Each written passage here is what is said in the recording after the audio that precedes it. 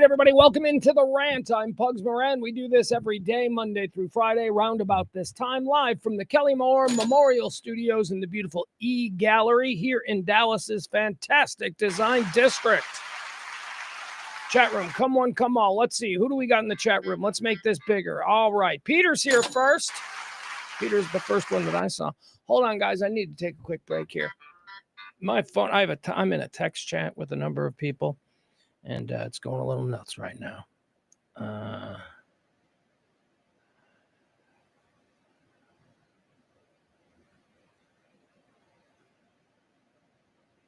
Hold on, guys. I'm sorry.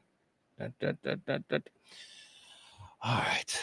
That's going to be irritating. All right. Welcome in. What is this? Well, it's the ramblings of a middle-aged white man who...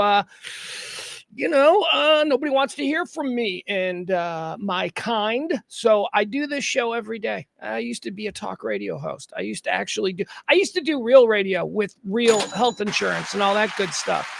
But now I do streams. Why? Because they want me to talk about politics. I don't like politics. I don't like talking about politics. People who talk about politics are dorks. I don't want to talk about sports either. That's it. They're like, Pugs, you can come do radio, talk politics or sports. And I'm like, no, I'm going to go sit in a studio that's made out of a former car dealer office in a incredibly large and unair conditioned warehouse space in the Dallas Design District. I'm going to do that instead. And I said that a couple of years ago, and here we are. I'm scrambled today, guys. We got a lot of stuff we're going to get into. Okay, before I get too far down the path, let me tell you some of the things we got going on today. All right, first of all, we got an Epstein update, although not much of one, but I do realize yesterday I didn't do much of an Epstein update because there were just other things I wanted to talk about. And I made this vow to you as somebody who had never been interested in the Epstein stuff, really, who just kind of thought, well, bad stuff happens in this world. But recently, because of the way certain people are reacting to certain new things concerning the Epstein, I'm all in now. People acting guilty out here. And I'm going to try and track their every movement. So Epstein update is back. I apologize for not doing it yesterday. Also, Dems on the run. We're going to talk more about Dems on the run. What's the latest? The Texas Democratic Party. They left. They left. They don't want to give the Texas House of Representatives. They don't want to give the Texas House a quorum. Quorum is 2/3. 2/3 has to be present before you can make any laws. So they're all gone. They're scattered. Most of them are in Chicago, courtesy of Governor J.B. Pritzker, he who owns Hyatt Regency Hotels. So they're all staying up there. Some are in New York, right? And some. Anyway, point is this. We'll give you all the updates on Dems on the run. It's getting the FBI involved now. Oh, interesting. See how that plays out. All right. I also want to talk about some of the other things. See, yesterday I gave you my bar stool philosopher sort of take on the Dems on the run. I told you, bad for optics. This is another example of them, just dying valiantly so they can be applauded at cocktail parties and shit like that, right? So I gave you that part of it. But as is the case with everything in this world, I evolve from day to day. So I've got a new angle I want to talk about. But we're not just going to talk about the Dems on the run. We're going to talk about the other things that are affected. Okay, that's what I want to get into. Like this insane Texas THC ban that they're trying to sneak through in this special session that will not get voted on now because Dems on the run. Yeah, so it's not all bad. Well, actually, it is all bad. The redistricting is criminal. I mean, come on, dude. I'm not even a Republican or a liberal or whatever. I'm just kind of a guy in the middle. And they're not lying about why they're doing it. They're doing it to create more seats for them so that they can keep power. This doesn't serve the people of Texas in any way, shape, or form. It serves the power of or the power base for the Republican Party in Texas. That's what it does. And also coming into a midterm would provide 5 more seats. So it's nuts. It's nuts.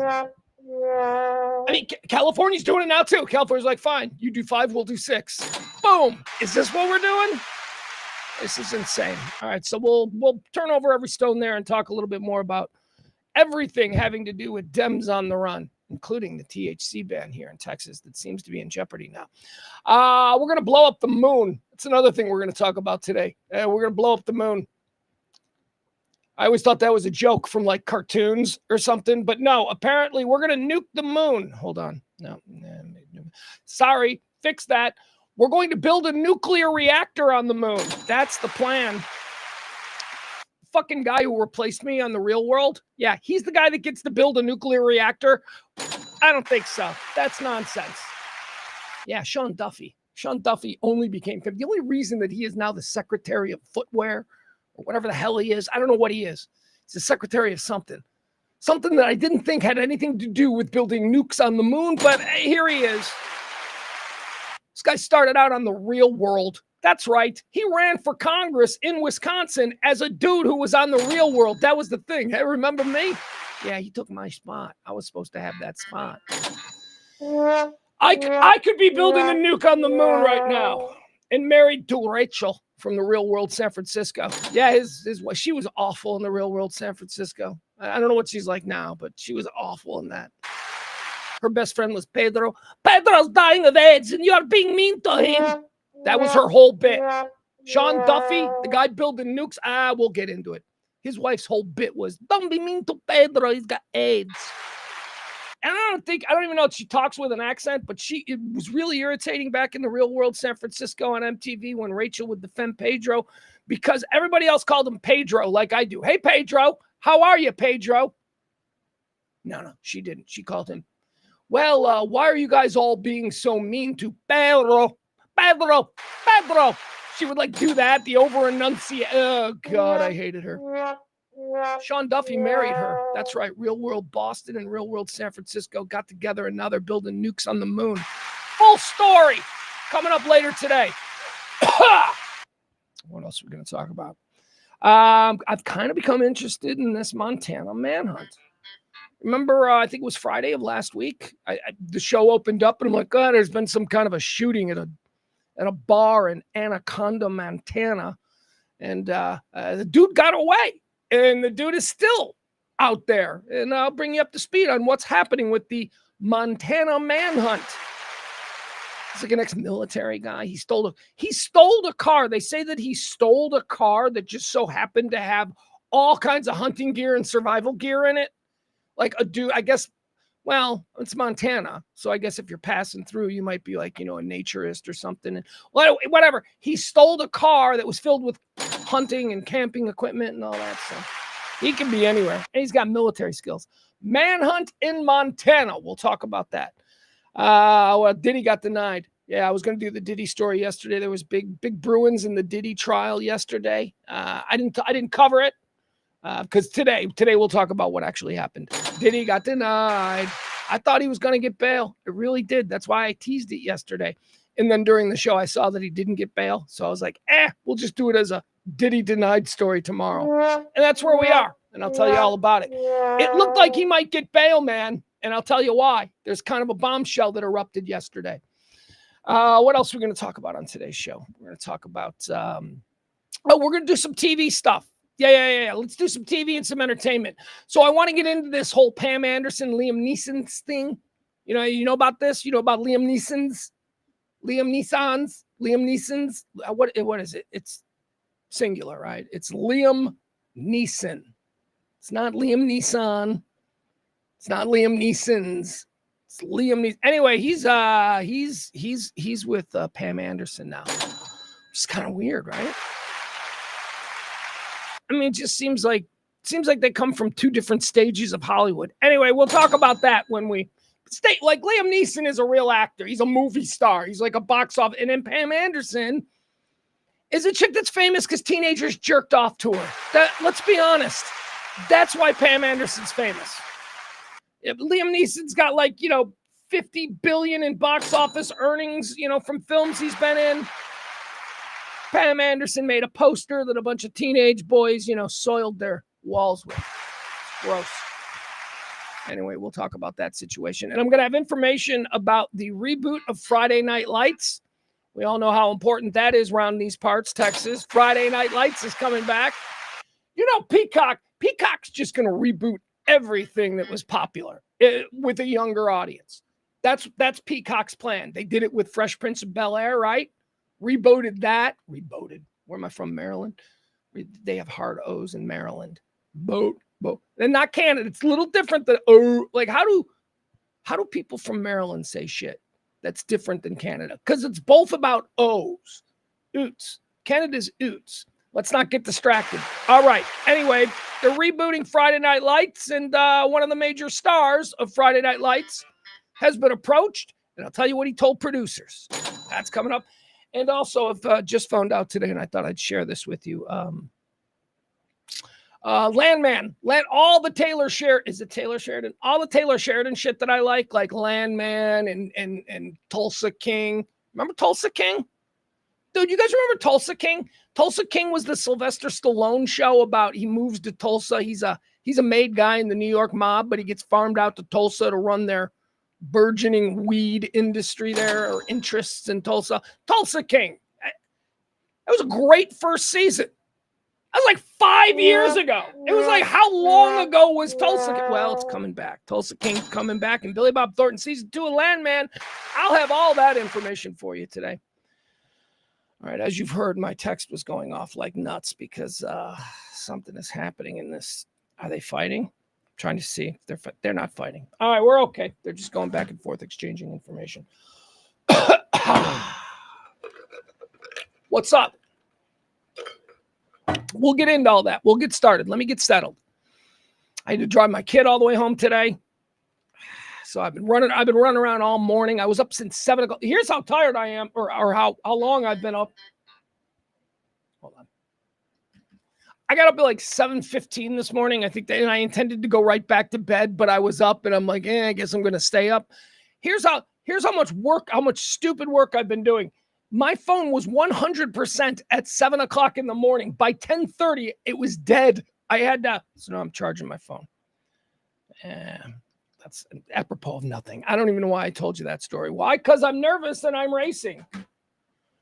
Why am I nervous? Because I feel like I'm not prepared for today's show because I've been running around. And even though I do have subjects that I am up on and I can pretty much rant on anything, I still feel a little bit less prepared than normal. Hi, Adam. Adam's in the chat room.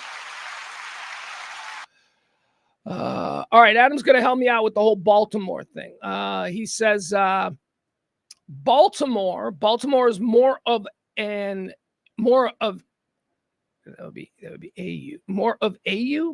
I know it should be an U because U is a vowel and it's always an when preceding a vowel, but that doesn't sound right. More of an oo sound in the mid-Atlantic. Philly is so, yeah, but you know where I really noticed it, like in The Wire. Like if you watch The Wire, there's a lot of like actual Baltimore people that are hired for that. Like the cop who does sort of the briefing to the other officers, you know, like the morning briefing before the officers hit the streets, and there's always a cop and he's like, let's be careful out there, that whole thing. So the guy who did that in The Wire, he was a real Baltimore cop. And he had like that really harsh Baltimore accent. I'm like, oh wow, that's a stupid accent. Pat McAfee has it. I don't know where Pat McAfee is from, but he's got that mid-Atlantic sort of ooh kind of thing, and it comes out all the time. Where else did I notice it? Matt Nagy, when he was coach of the Chicago Bears, he has the Baltimore oh. And it is different. It's different than the Canadian ooh. Oh, I don't know. I can't describe it. Anyway, thank you, Adam. Adam's got people in his family, I guess. He said... says his father-in-law is from there. My father-in-law is from there, and he says, let's try it. Baltimore. No, it's not. It's not that. That's New York. It's not that. All right, here's what we're going to do. This is why YouTube was invented, so that in the middle of a thing like this, I could just go and put Baltimore accent. Hold on. Let's see this. How did we even get started on Baltimore accent? All right, let me see here. There are like, no. All right, here we go. Okay, so here's just a rando guy. All right, just a rando guy. Seems to be a rando Baltimore guy. Seems to be a news story about the Baltimore accent. So let's go ahead and see.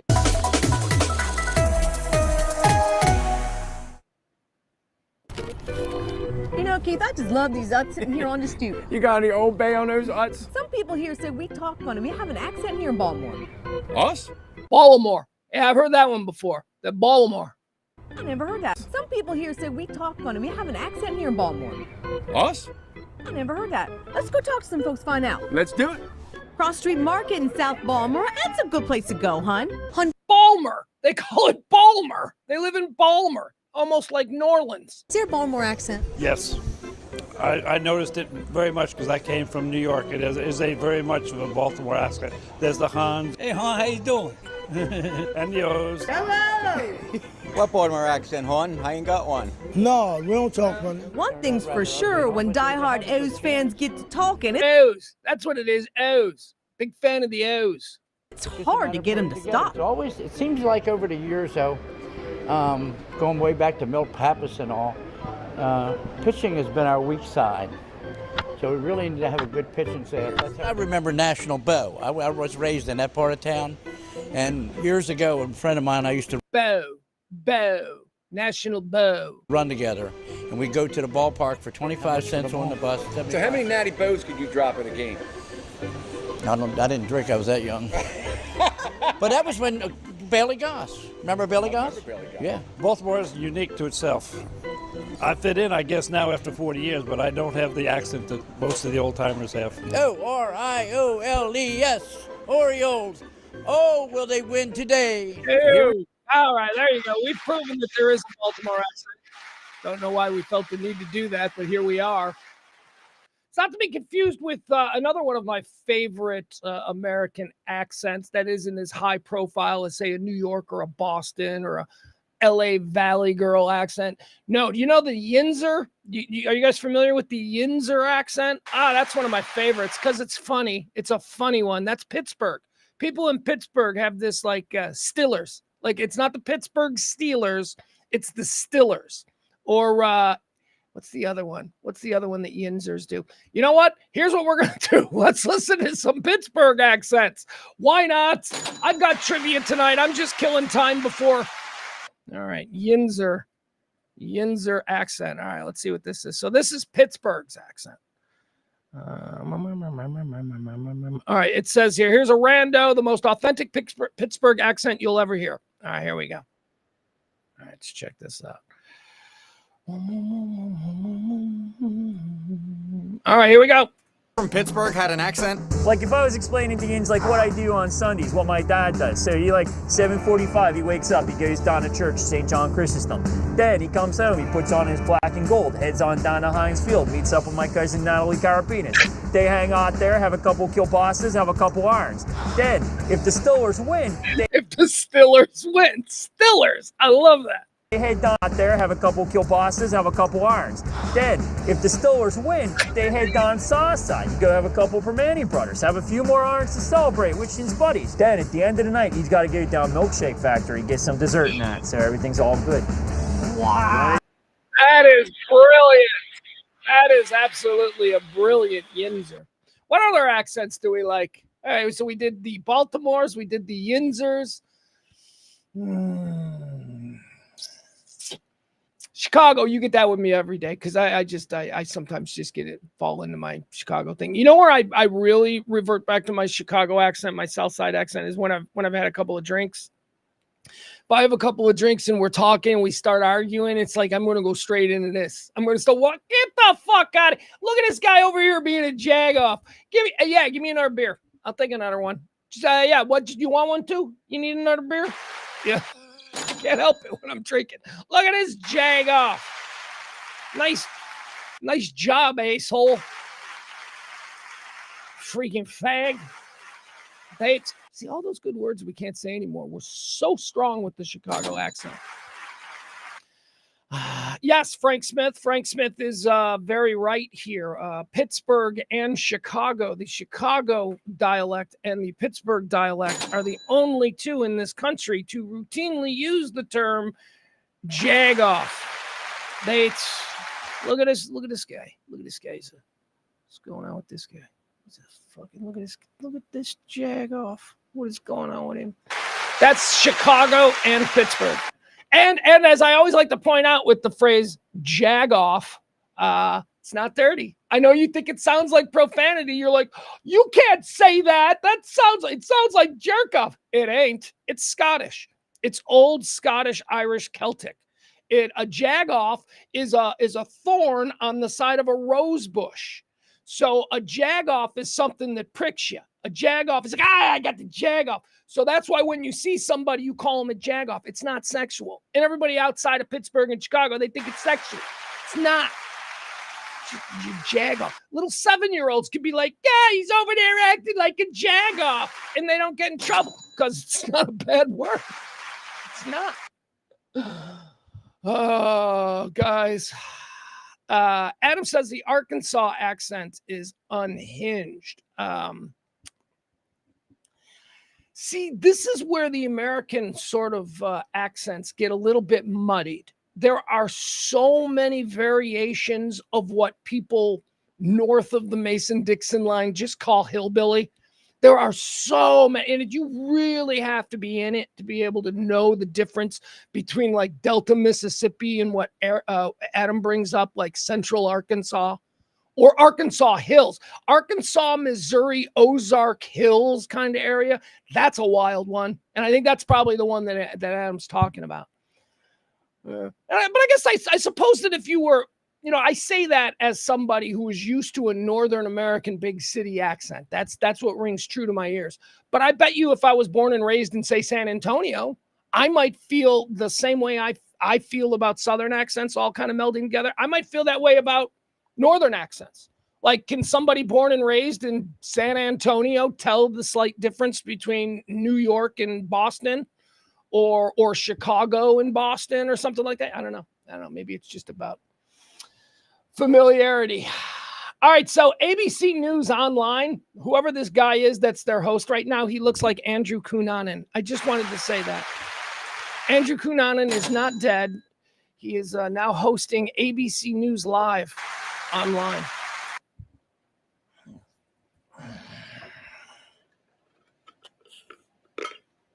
Yeah, Peter agrees. Lots of variations of hillbilly. All the way. I mean, you could start from, I think the hillbilly really begins somewhere around Texarkana. Like East Texas is where Texas is not hillbilly. Don't think that Texas is Kentucky. Okay, Texas ain't Kentucky. It ain't Central Indiana. It ain't any of the places where everybody kind of talks like this. Cletus the yoke. That ain't Texas. Texas has their own kind of thing. It's a drawl. It's a bit more sophisticated. It's a bit more, dare I say, intellectual. And I know that that's one of the last things a good Texan wants to be called. But the Texas accent within the sort of pecking order of the hillbilly, accents that we have in this country, it's like the top one. It's like the best one. I used to go around faking a Texas accent. And when I was back in Chicago, it's like, how'd you like Texas? I'm like, Yeah, I just couldn't help it. I would just slip into it. It is such and with women, I just don't think that there is a sexier female accent in the entire world. A French girl who speaks English. That's pretty sexy. Like a French girl who speaks like she just, how you say, I think I want to be with you. That's like cute, like the French. But aside from the French girl who speaks broken English being sexy, Texas girl accent, man. Oh, so strong. All right, I don't know why I'm just freeballing it like this. I should be getting into stuff. We got a lot of stuff that we need to talk about. First and foremost, I do want to throw a shout out to my guy Barney. All right. Today's show is being brought to you by Barney. Barney was the only tip that we got on day one of Pledge Week. That's right. This is Pledge Week. We do this once a month. We need to raise X amount of dollars. We made nothing. Well, I shouldn't say that. My boy Barney.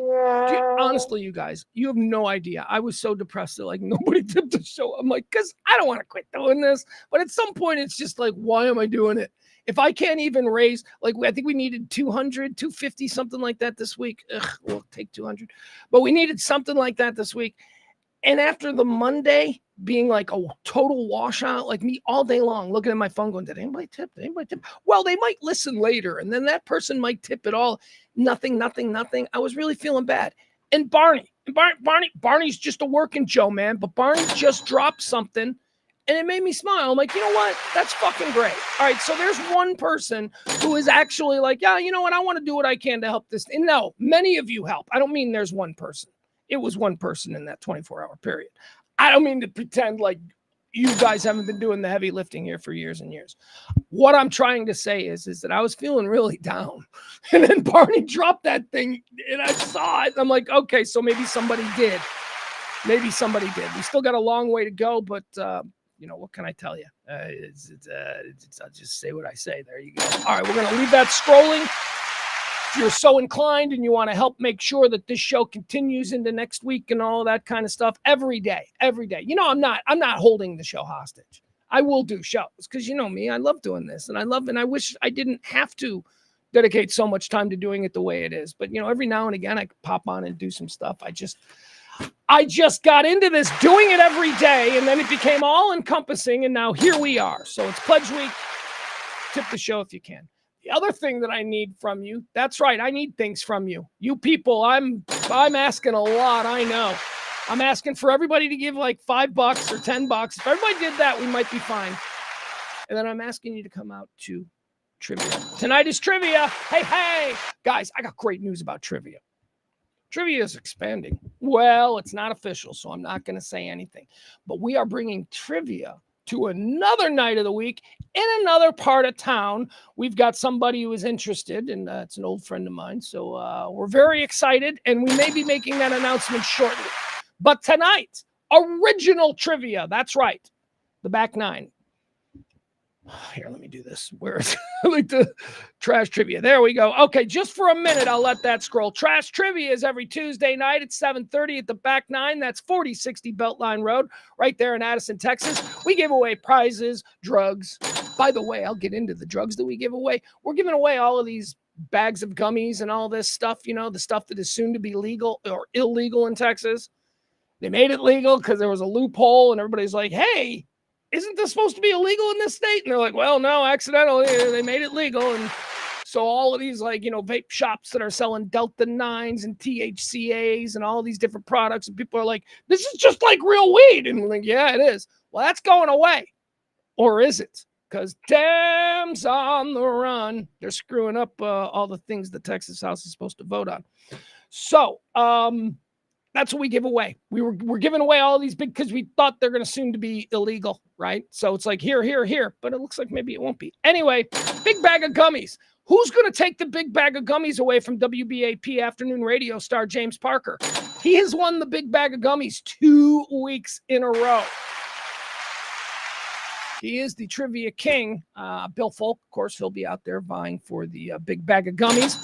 Also, cookies. We got cookies, too. We give away cookies. The good ones, just like the gummies. Same kind of thing. That'll get you high. And then we give out gift cards, too. Like gift cards to the place. So who knows? You'll win some gift cards. You get your bill taken care of. That's tonight. Trivia. You want to hear the categories? I still do the categories, even though April has had some things come up on Tuesday and she can't show up anymore to trivia, which is really... It's not upsetting. She's making the right choice. She's doing what she's got to do. It's just upsetting that someone as wonderful as April has to go through these bullshit life things that stop her from enjoying trivia on Tuesdays. So who's going to come out and take April's place? That's on you. All right. April likes when I do the categories. So I'm going to do the categories, even though I don't think she'll be there.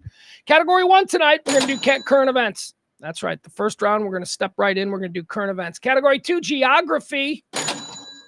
But fun geography, like where in the world am I? Geography is category 2. Category 3 is science. Category 3 is science.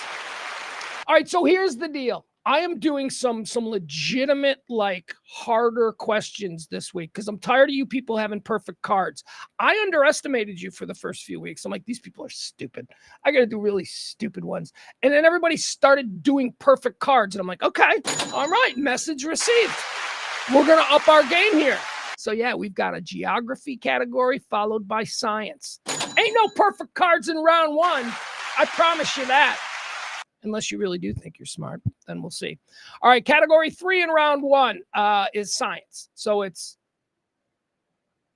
current events, geography, science. Final category in round one, I think we're going with, SNL, Saturday Night Live trivia.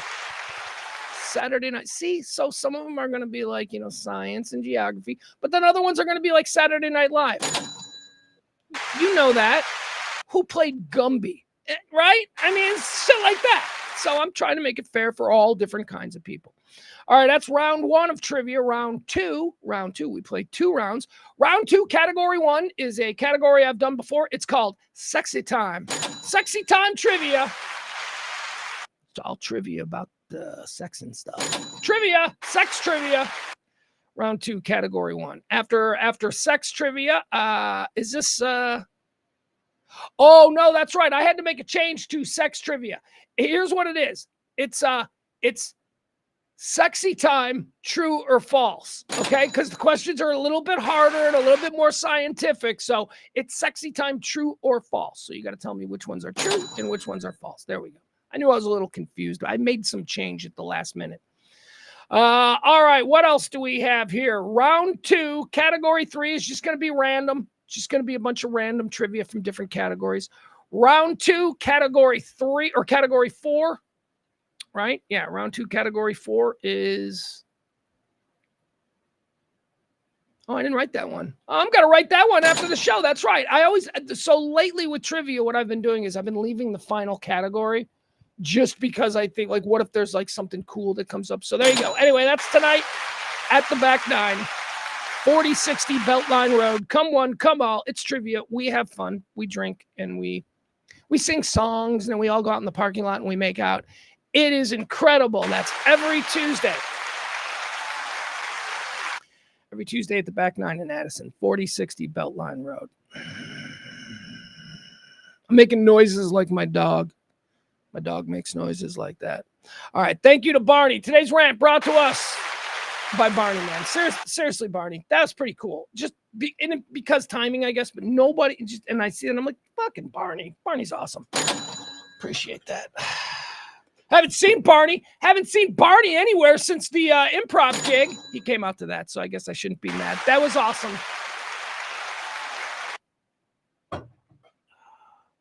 U.S. Coast Guard releases final report on deadly Titan submersible implosion. All right, we got breaking news.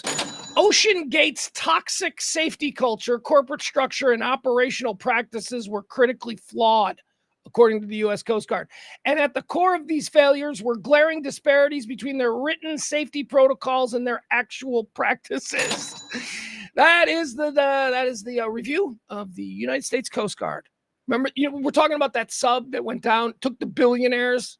It's $100 million a seat. I'll bring my son. And, they all get in this. So is this like a NASA submarine? And he's like, no, I built it in my backyard, but it's $1 million a seat. So, or whatever. And then they went down there. They tried to look at the Titanic and they all died. And it turns out it was a big money grab. Oh, who'd have guessed? Who'd have guessed that a submarine company that sells $1 million seats to look at the Titanic could be a money grab? Anyway, there you go. Coast Guard coming down hard. U.S. Coast Guard releases final report on deadly Titan submarine implosion. All right, what's the first thing we want to talk about here? Hey, am I glitching?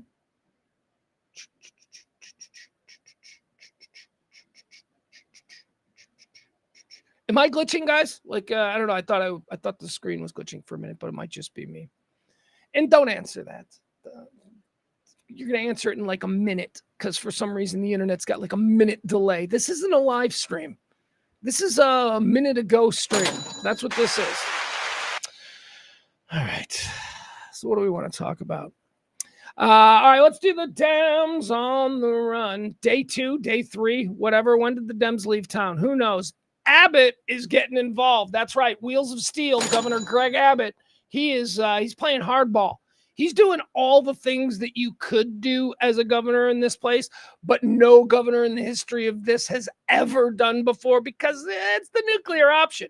Hey, man, this is a party of people who learn that the nuclear option should be the first option. They go nuclear right out of the box. Arrest warrants, civil warrants, trying to get the FBI involved, which, let me tell you, this FBI will happily get involved. Any other FBI would have been like, this seems like it's between two states. So what you're asking is, you want the crazy stuff is going on. Abbott is going hard. He wants them back. Actually, he doesn't want them back. I don't think Abbott actually wants this special session to go through.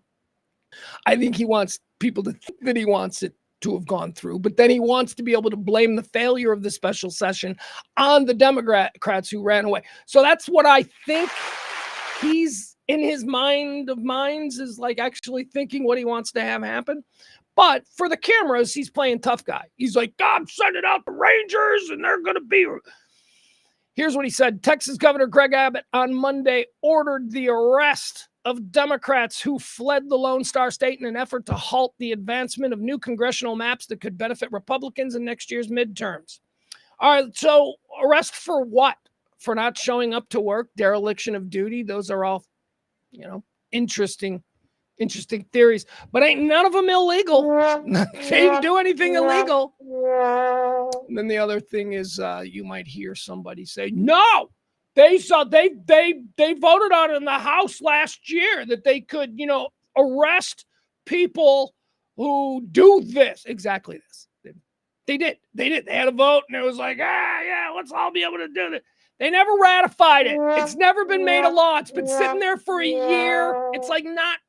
So it's not illegal. It is literally not illegal for them to do what they do. And why is that important? Because, if the governor thinks that he can issue a criminal arrest warrant for this, he's wrong.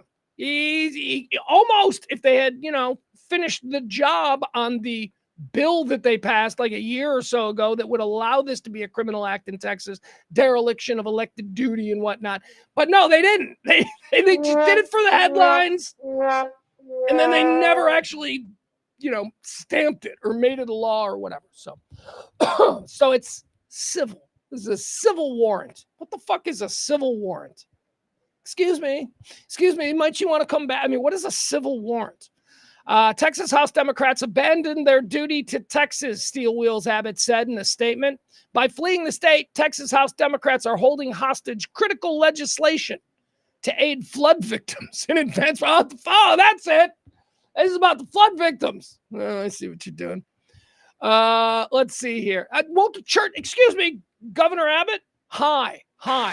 Middle of the road dude here in the state of Texas. So the flood victims. Won't the churches handle that? Well, isn't that what you always say? We don't need all this welfare and all this kind of shit because, if we had strong community churches, we wouldn't need all this shit. Let's let the churches help the Central Texas flood area. It's one of your party's big things. Churches can do better than the government.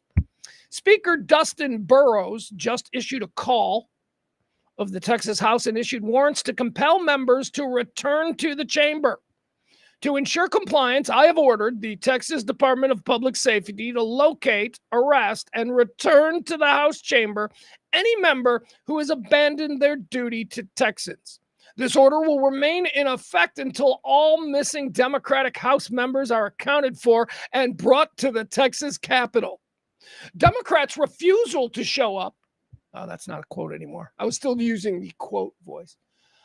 Democrats' refusal to show up is part of a rapidly escalating political contest over a controversial attempt by the state GOP to pass a highly unusual mid-decade partisan redistricting plan.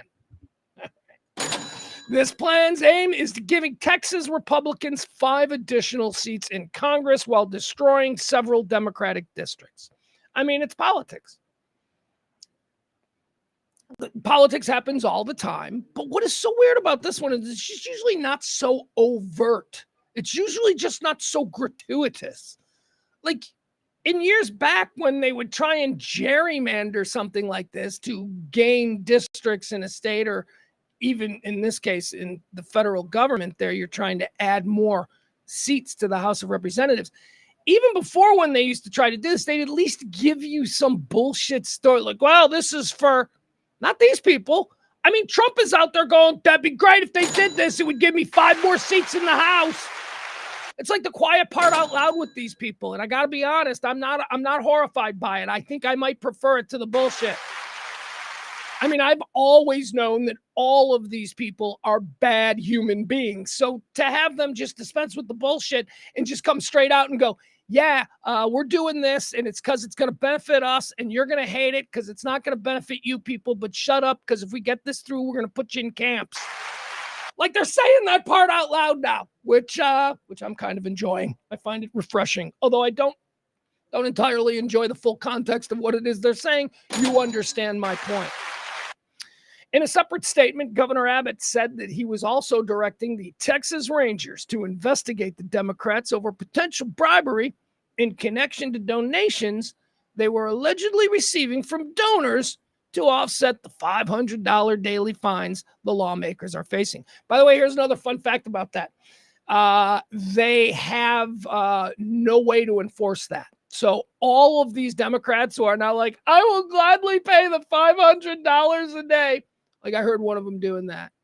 I will pay this. If this is the penance that I must, yeah, because you're a rich fuck. Because I don't care. I only make $3,800 a year as a representative in Texas. Yeah, but your dad owns like 40 car dealerships in San Antonio. So fuck you. Okay? Stop acting like you're, seriously. These people all come from money, right? And they're all, now I'm a school teacher trying to pay this $500. No, you're not. No, you're not. The reason you're able to have this job in the Texas House for shit money is because you got a whole bunch of money in your private life. Nobody broke gets elected to office in Texas. I mean, maybe that'll change, but no. I mean, it's a machine, man. You have to be in the party, and so stop it, Democrats. Stop it. $500 a day. Anyway, here's the deal on the $500 a day fine. If they don't pay it, they just don't pay it. There is no mechanism to penalize someone who doesn't pay it, which goes back to something that I always tell you. It's all a construct. The idea that, well, if you do this, if you don't show up and if you somehow create a situation where we cannot have a quorum and do the people's business, you will be fined $500. So, you know, you don't want to be doing that. That's the construct. Breaking the construct is, fuck you, I'm not doing it. Now what? And there is nothing they can do. Because again, remember I told you? They made a law like a year ago that would give them all these resources to penalize these people, but they never actually signed it in the law. It never actually, so they have no legal recourse. Now, they might quickly, well, they can't because they don't have a quorum. Oh, no, something like that. I suppose you could just throw that on Abbott's desk and you go, okay, let's get around to it. I don't know if there's an expiration on it. Sometimes these things have an expiration. But, okay, so even if he signed that, like they're saying, if somehow that thing that they passed a year ago that would give them some recourse in punishing Democrats or whomever, you know, for dereliction of duty, even if they were able to get that enacted right now, it wouldn't apply to these Democrats because that's like the grandfather rule. This happened when there was no, so, you know, it's all tough talk. It's all tough talk. You can send the Rangers. So the superintendent, was it the superintendent of the Chicago Police Department? I'm not sure who it was. But yesterday when Abbott said that he was sending the Texas Rangers to investigate this and blah, blah, blah, and maybe bring them home, he's not the superintendent. He's some dude who's with the Chicago Police Department yesterday said, well, if law enforcement from Texas show up at the Hyatt Regency downtown, they will spend the night in Cook County, which is what I was really hoping to see, dude. I was watching the local Chicago WGN news last night because they're at the hotel where these people are hiding out, which is J.B. Pritzker, the governor of Illinois' hotel in downtown Chicago. They're all hiding out there. There's like all kinds of a police presence and everything. And I'm like, is like a car going to pull up with giant bull horns on the front and the doors are going to open up and it's just going to be like Chuck Norris and all these dudes with fucking hats and shit. And what are they going to do? They're going to like walk into the lobby, be stopped immediately by some 400-pound dude from the Southwest side who's going to be like, hey, you can't come in here. And then what's going to happen? They're out of their jurisdiction. They'll get arrested. But as it turns out, that was never really an option. Abbott clarified later.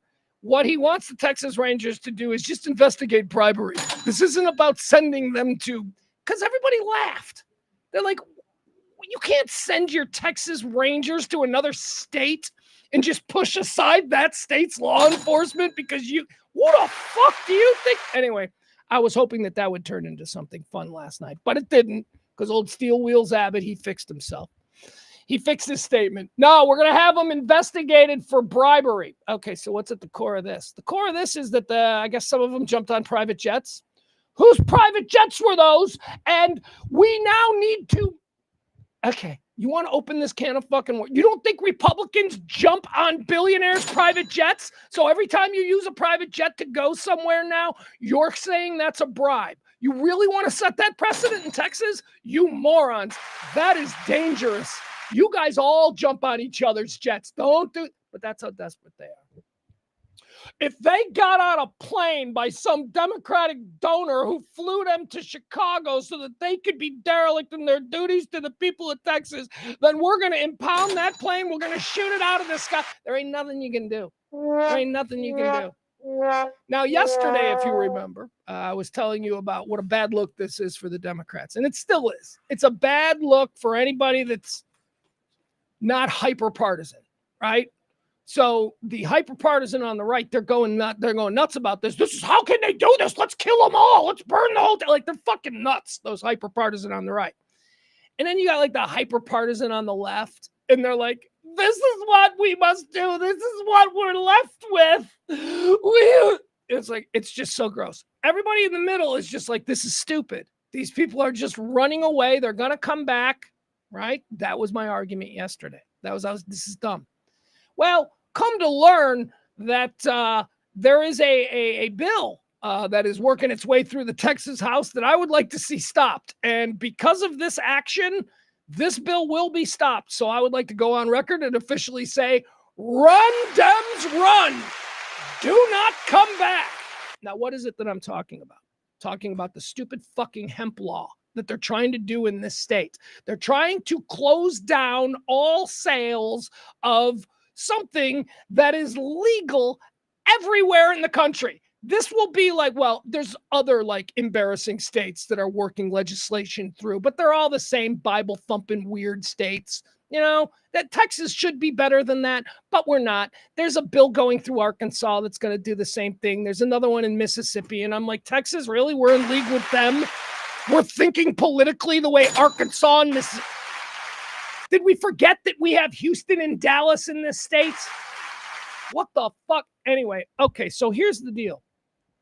And I don't want to go through the whole rigmarole, but in 2018, Trump signed the hemp bill, right? The Farm Bill, United States Farm Bill into law. The Farm Bill in 2018 that Trump signed legalized weed. Basically, it legalized weed without saying, hey, weed's legalized now. But in a roundabout way, if you want to get high and you want to smoke pot, you could now do it legally because of the loophole in Trump's 2018 Farm Bill. In 2019, Greg Abbott, the guy who's the governor right now, in 2019, Greg Abbott codified the federal rule with a state law during the 2019 Texas Agriculture Bill. So it's illegal nationally at the federal level. Boom. Trump signed that bill. It's legal everywhere in the United States. But just to dot the I, Greg Abbott went, we're going to codify that in Texas. I know it's legal nationally, but we're going to make it a law here. So now we're doubled up. So hemp was hemp, THCA, Delta-9 products, edibles, gummies, vapes, all of those things for the past 4 years, 5 years now, have been fully legal in this state. And that's why you can't drive more than a block anywhere without seeing a vape store. Do you think that they're all just puffing cotton candy flavored nicotine? Do you think that the explosion in vape and smoke shops and all of that is due to just nicotine? It's not. It's not talked about, right? A lot of people who don't smoke pot probably still think it's all illegal. People who do smoke pot are like, I'm not an outlaw anymore. This is pretty great. I can run up to the local vape and smoke shop and I can get something with the ease that I do when I run out for a 6-pack of beer at the liquor store. It's a pretty great way to live. It's a pretty sophisticated and modern way to live. It is. It's silly. The ban is silly. You know it's silly. There are states, we should just be legalized marijuana at the federal level, but we're not there yet. So anyway, here's what's happening. So for the past 5 years, we have had this situation. Allow me to show you one more time. I brought this in as a visual tool. This is fucking weed, okay? This is weed. This is legal. There you go. A quick little puff. No coughing. Why? Because vapes are better. Vapes are better than smoking. So for the past 5 years, there's been an entire industry in this state that has been built around these smoke shops and stuff. And I'm not crying for the businessmen who, saw the opportunity. And I know a dude that's got 5 of these shops, 5 of them. And his entire business is teetering because of this bullshit, that Ken Paxton is pulling. So that gets us to the modern time. Ken Paxton, who is the attorney, he's the attorney general. It's Patrick. I'm sorry. I get Paxton and Patrick confused. So this is Lieutenant Governor Dan Patrick, who wants to be governor after Abbott. Dan Patrick, he's in with the blue hairs, the blue hair church ladies and all of that, who, if they could, they would, make alcohol illegal too, because, they're all weird Baptists. That's his base. That's where he's getting all of his funding for what he hopes will be a successful run for governor of Texas when Abbott's done. One of the big projects that he has taken on is to shout from the mountaintops that, hey, people are getting high legally and nobody's saying anything about it. That's his issue. He's trying to get all the THC products that are perfectly legal everywhere in the country, including Texas, 2 times over. Remember, Abbott codified Trump's law with the Texas Agriculture Act. So not only is it just legal everywhere, but again, he is trying to take something that is legal twice in the state of Texas and end it. And he's been successful with it. Remember his press conference where he held up a bag of edibles and he went, some kid ate this and then walked in front of a train. Do you want to die? Here, take them. And he threw it. So performative, straight out of the 1970s, that attitude of lame old people who thought you take a puff of the wacky weed and you'll climb up on the roof and you'll think you can fly, like that kind of bullshit. We thought we were done with that nonsense. Everybody knows that weed is about as innocuous as any intoxicant that you can possibly put in you. Weed is less invasive and less troubling than wine, than beer, certainly far less than hard alcohol. Certainly it ain't cocaine. It ain't any of the other things that people are doing. So why? Why must someone like myself, who doesn't like to drink alcohol anymore, I don't drink alcohol at all. When I need to relax, I want to take a couple of puffs. That's it. A couple of puffs at night. Just lay on the couch, watch TV. That's it. I don't want to come home and have 3 glasses of scotch and be fucking pissed off about. Alcohol affects your body way different. And it also affects your intoxication way different. Alcohol in the morning, you drink too much, you got a hangover. There is no such thing as a weed hangover. Munchies. That's it. You enjoy a banana split. At 48 years old, I haven't had a banana split in 30 years. Like that's what weed does. But somehow, because of people like Dan Patrick and all the people that are funding his future gubernatorial campaign, we're living suddenly back in 1975, where weed is for the dirty hippies. Ugh. So Dan Patrick's been very successful with this. He got it passed. Remember, he got it passed in session a couple of months ago. It was all going away. The only thing that we needed was Abbott's signature. The governor needed to sign it, and the governor vetoed it. And we're all like, Abbott's a hero. All the vape shops get to stay in business. Think about it this way. Okay, just don't worry about the vape shop. Think of the looming real estate crisis that is going to hit Texas when all of those strip malls suddenly have vacancies. There is a strip mall right down the block, right at the end of Dragon Street here, Dragon and Lamar, if you want to look at a map. There is a strip mall behind a Kentucky Fried Chicken that has 2 vape shops in it. 2. Those are going to be 2 vacancies for that strip. All the vape shops that you see everywhere are going to go out of business now because they can't sell what's keeping them in business. Oh, sure, there'll be a couple where you can still get your, Rooty Tooty Banana Fruity nicotine vape and all that. Those places will still exist, but not to the extent that they are now. And once again, all of us, the people who have been here for the past 5 years, who have been taking advantage of this legal activity, we are suddenly fucking criminals again. We are suddenly criminals again. So that's what Dan Patrick wants. Abbott didn't sign it. And so what happened was Abbott said, I'm not going to sign this. I don't think Abbott signed it because this is a Trump bill. He doesn't want to do an end around on Trump, right? And he was so nose in Trump's ass that he put this in the Texas agriculture bill. He didn't have to. It was already federally legal, but he put it in the Texas agriculture bill just to kiss the ass of Trump, who apparently Trump had a donor who wanted hemp to be made legal. And so Abbott wanted to be on record as being 100% in support of that. But now Dan Patrick is making Abbott kind of have to serve 2 masters here.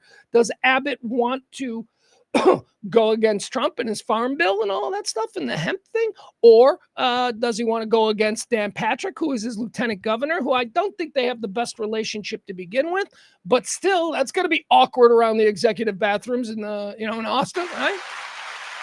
Why won't you sign it? Well, I guess it wouldn't be weird because he would be in a handicap stall. Oh my God, handicap jokes. You can make handicap jokes when you're targeting an asshole. And Greg Abbott is an asshole. So just on record with that. All right, so he wouldn't sign it. He sent it back to the House and they wanted some revisions. They wanted, here's the revisions. This is why Abbott sent it back. Abbott wants you to have to be 21 years old to purchase this stuff. Yeah, you already have to be. You already fucking have to be. I don't know what the hell he thinks. Does he think that you can be 13 years old and you can walk into a vape shop and buy some? You can't. I've never said it. IDs everywhere. They don't sell to kids. I mean, maybe there are some places that sell to kids, but you know who else sells to kids? Liquor stores. There are liquor stores that do that too. So let's not act like this is some kind of special problem being created now because of this lenient liberal law. Lenient liberal law that was, enacted by Trump at the federal level and then codified by Abbott at the state level. Here we are. All right, so where are we on this whole thing? Okay, so he sent it back to the House and he said, we need you to write in there some notes. This is Abbott dictating what he will sign. I need you to write in there that we are absolutely going to make this 21 and over and they're going to ban all vapes. All vapes are gone. That's going to be gone. Vapes are gone. THCA vapes and Delta-9 vapes, all gone. And then all THC derivatives. So the THCA, which is also totally legal under these laws, because THCA, I guess, can be derived from hemp. So you just pull it from hemp. So anything with THCA is going to be gone, which is the buds that get you high. So that's going to be gone. So I don't know what they're left with. Anyway, that's what they sent back. Now, the House, led by Dan Patrick, Dan is, sort of marionetting this whole thing with the House Republicans. They said, okay. And they called a special session. And that's where we are right now. Now, they didn't call a special session because of the hemp law. They called the special session because of this gerrymandering thing. That's why it was called. But in this special session, they got to vote on a whole bunch of other things, of which the hemp ban is one of them. And that's not going to happen now. They're not going to be able to vote on that. And now, look, I know that this special session could expire at the end of a month because there is an egg timer on how long a special session can go. So the thought is will the Democrats, we are 1 week into a 30-day special session time limit. And if the Dems leave for 30 days, then that's it. This session, this special session of the Texas House is over.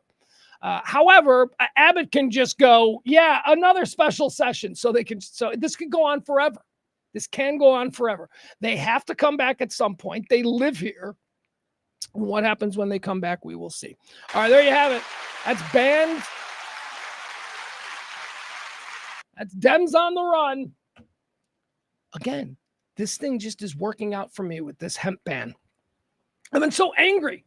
Oh, wait a second. Do I need to read you something about that? Is there a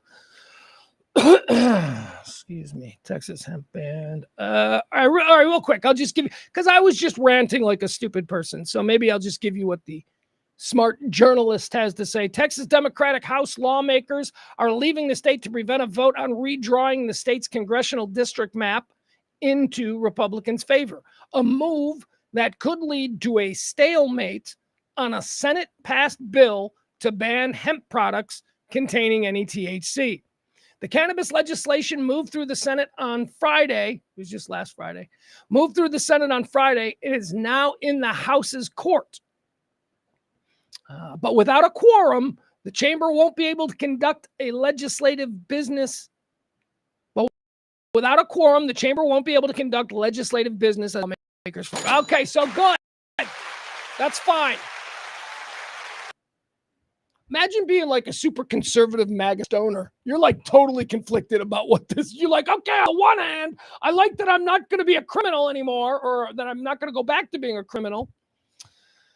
All right, let's keep going here.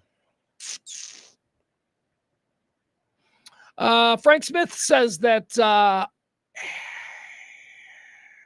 Frank Smith with a very nice point. Frank says, I'm surprised that the Biden administration didn't legalize cannabis. I'm not. You know why? Because the fucking Biden administration, they were just plastic robots playing politician. They wouldn't do anything like that. They wouldn't do anything interesting. That would be interesting. No, that might anger somebody. And everything about Biden and that whole kind of, and I'm glad, by the way, that that age of the Democratic Party is dead. That was the bullshit age where everything was phony. Everything was smiling. Those people didn't swear. You know, those people didn't get angry. Those people didn't have, you know, maybe acerbic takes on things that they could ever possibly feel comfortable saying in front of you. We used to catch hot mics with those people. Oh, he said shit off mic. Tonight, we got Trump on the roof of the White House throwing deuces. I mean, it's a different world. It's a different world. I have heard Trump say fuck many times. Biden was plastic. Those people were plastic. They would never have gone, you know, I don't like the marijuana myself is like the kind of thing that Biden would say. Totally detached from the modern world. I don't understand. I got to be honest with you, Biden, Frank, I don't know why Trump didn't do it in 2016. Legalizing marijuana at the federal level is easily the most bipartisan issue in this country. Poll after poll after poll after poll show one thing. It is incredibly popular. We're up almost at 80% of Americans support the idea of a federal legalization of marijuana and marijuana products. But of those people, do you know how many of them are conservative Republicans? A whole lot. Because everybody likes to get high. Because getting high is nice. It's calming. It's relaxing. You don't want to do anything except watch TV and maybe eat a burrito. It is terrific. It's not like alcohol where you get fucked up and you're like, let's go somewhere. Let's do something. No. Weed is the perfect thing for when you've had a long day and you want to come home and you just want to drift into the best night of sleep of your life. Wake up refreshed. But no, that's the thing that's evil. And that's the thing that people can't have. But if we want to just, keep plying ourselves with copious amounts of alcohol, that's American. Beer, wine, Jack Daniels. My liver is fucking gone, but sure. This is the legal stuff. I am not surprised, Frank, that Biden didn't do it, but I am surprised that Trump didn't do it the first time. That would have been such a cool thing for him to do. Like that would have been like people who are like totally in the middle and on the fence and don't get down with this whole fucking right-wing MAGA nonsense or this libtard lefty shit. People like me, but even less connected because at least, I follow shit. I'm a bit engaged. Those people would have been like, cool, man. That was cool of Trump. I really didn't. I thought Trump seemed like kind of an asshole, but that's cool, man. It would have been great for him. Although, do you think he was afraid of losing the church people? The same people that Dan Patrick, the lieutenant governor of Texas, is trying to court right now with this whole Let's make it illegal again. All right, let's talk about nuclear reactors on the moon. Yeah, this is so my whole vibe on nuclear reactors on the moon, which is a story that's been out today, is a bit maybe different because I first saw this story on the BBC. Yeah, this morning. So the BBC, the way the BBC is covering this story is very embarrassing for us Americans. They're like, yeah, okay, and now the latest out of the United States. NASA to put a nuclear reactor on the moon by 2030. Not gonna happen. If I know anything about NASA, it ain't gonna happen. U.S. Space Agency NASA will fast-track plans to build a nuclear reactor on the moon by 2030. It is part of U.S. Ambitions to build a permanent base for humans to live on the lunar surface. According to Politico, the acting head of NASA referred to similar plans by China and Russia and said those two countries could potentially declare keep-out zones on the moon. But questions remain about how realistic the goal and timeline are, given recent and steep NASA budget cuts. And some scientists are concerned that the plans are driven by a geopolitical agenda. All right, let's see. Nations including the United States, China, and Russia, also India and Japan, are rushing to explore the moon's surface, with some planning permanent human settlements. Here's a quote now. To properly advance this critical technology to be able to support a future lunar economy, high power energy generation on Mars, and to strengthen our national security in space, it is imperative that the agency move quickly. U.S. Transportation Secretary Sean Duffy, who was appointed temporary head of NASA. Jesus, you mean that I could be the temporary head of NASA? Oh! Who was appointed the temporary head of NASA by President Donald Trump, wrote to NASA, according to the New York Times. All right, so that's what he said. So Sean Duffy of the real world is the one who said, to properly advance this critical technology, to be able to support a future lunar economy, high power energy generation on Mars, and to strengthen our national security in space, it is imperative that NASA move quickly, bro, said U.S. Transportation Secretary Sean Duffy. Okay, Mr. Duffy called for proposals from commercial companies to build a reactor that could generate at least 100 kilowatts of power. Anybody in the chat room up on kilowatts? Is that a lot? I don't know. What is that? Is that like a tiny little one? Or is that like a big 3 Mile Island kind of dude? I don't know. All right, let's get into what this is all about. So because I'm making fun of it, because obviously when you think build a nuclear reactor on the moon, you're like, oh, nukes on the moon. What can go wrong? Would it surprise you to learn that I am 100% behind this?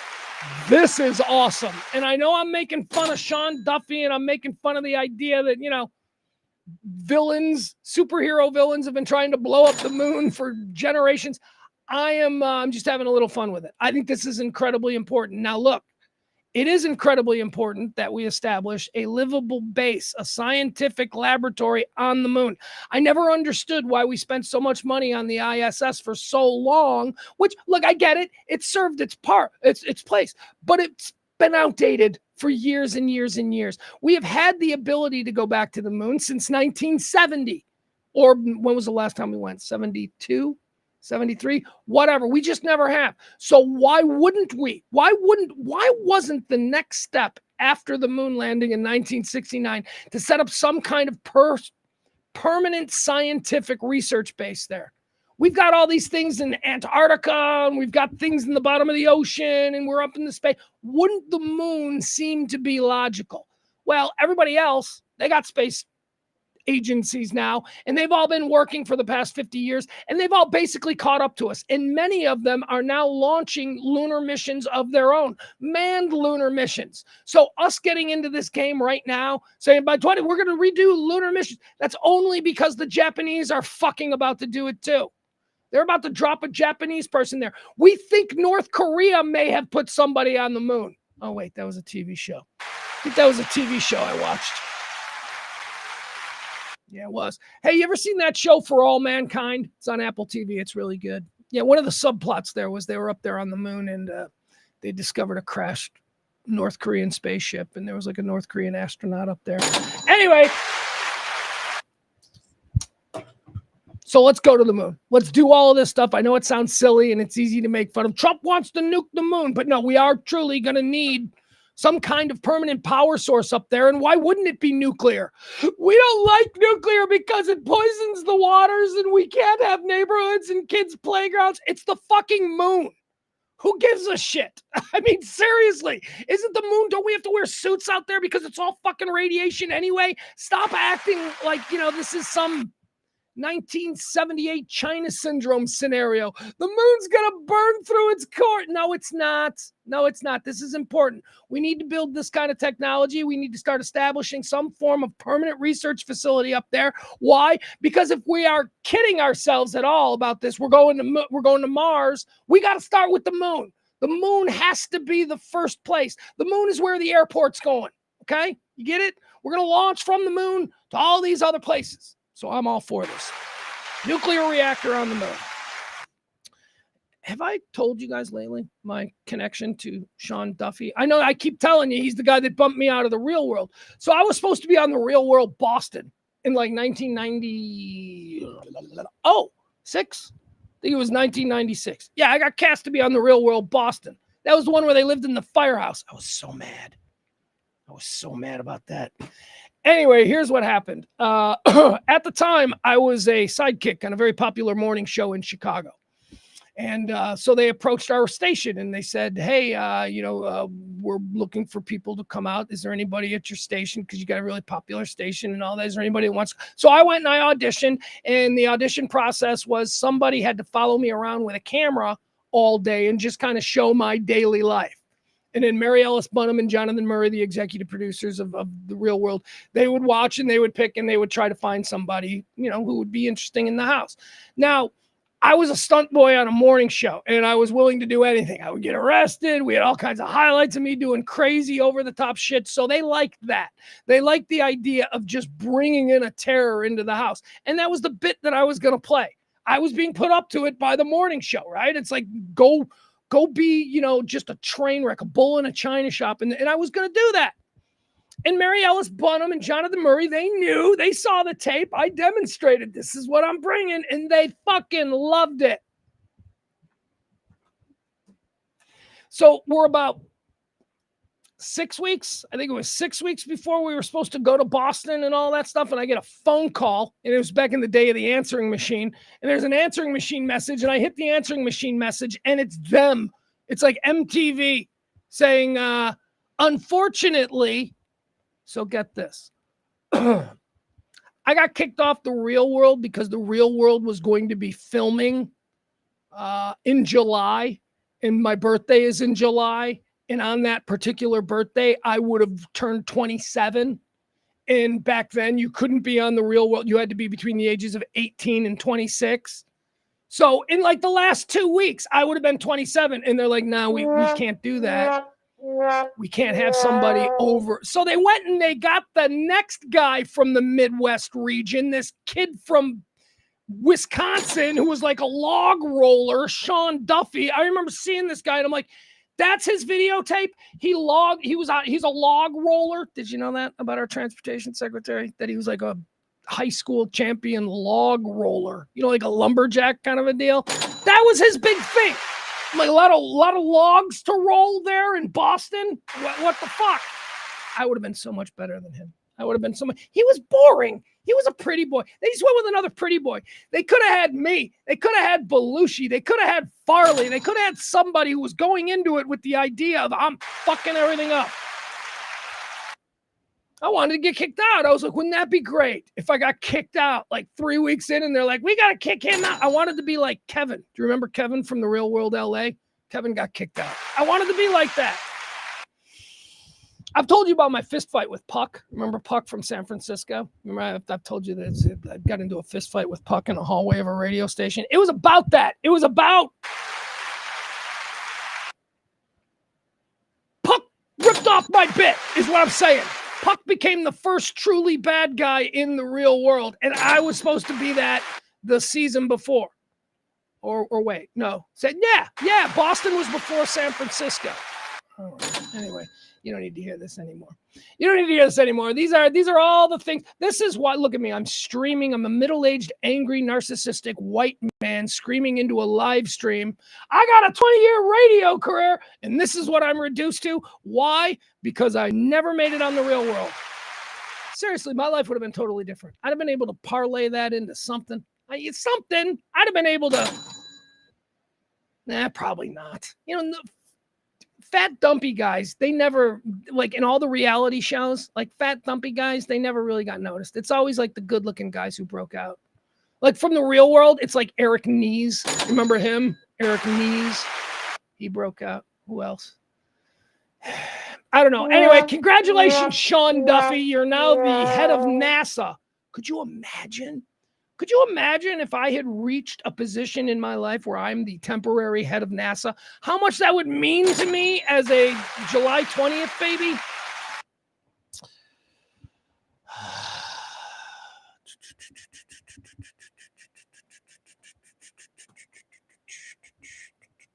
Montana manhunt. All right, let's talk about this. This is a sad story. Let's stop being silly. So Friday, we were signing on the air, and I'm like, oh, there's breaking news. There seems to be some kind of mass shooting in Montana.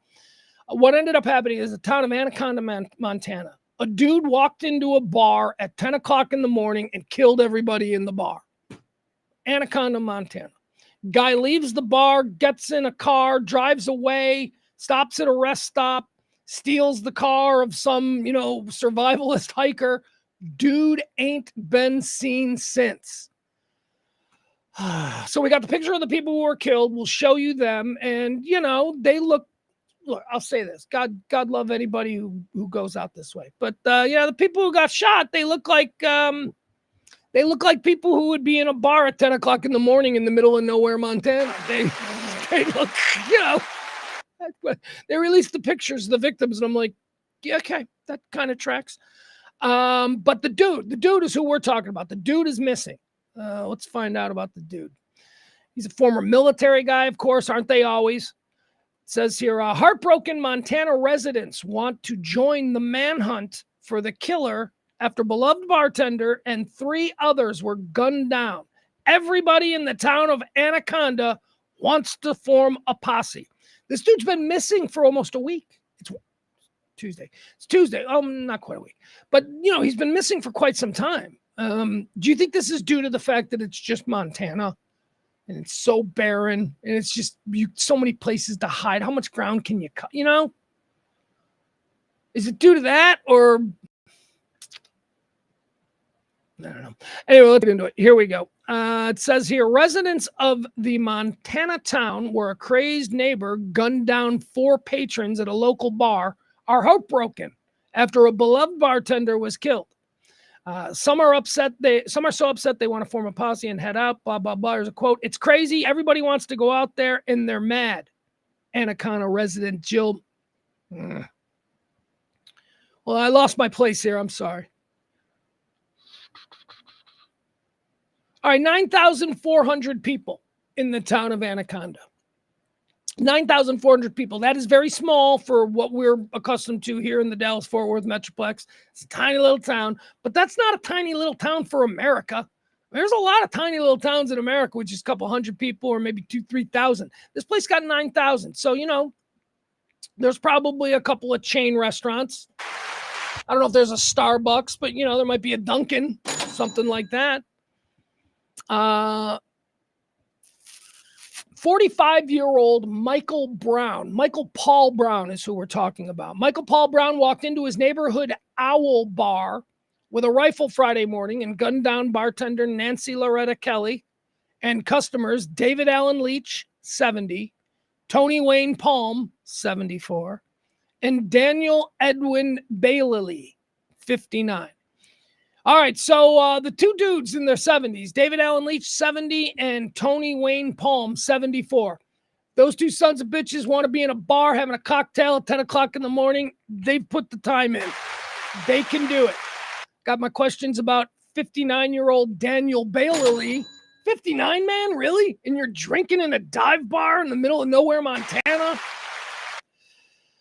So the waitress too. Here's a sad story about the waitress. The waitress just retired. Like the waitress worked a whole career doing something else, and she just retired from that job, and now she took a job bartending just because she wanted to get out of the house. All right, let's look at these people. Here they are. Here are the victims.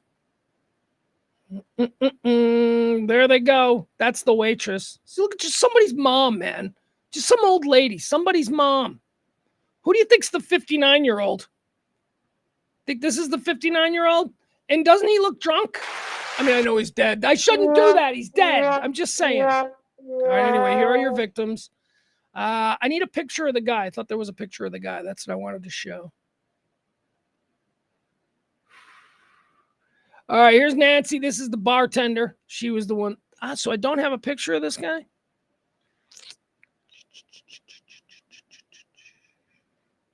Oh, yeah, there he is. That's what I was looking for. All right, so look at this guy. I don't know how well you can see this. Maybe I can make it a little bigger. All right. He's got a weird, like, alien body, doesn't he? Let me see if I can make it a little bigger. Nope. No. Wow, that's too big. Sorry, guys. My computer is screwing up.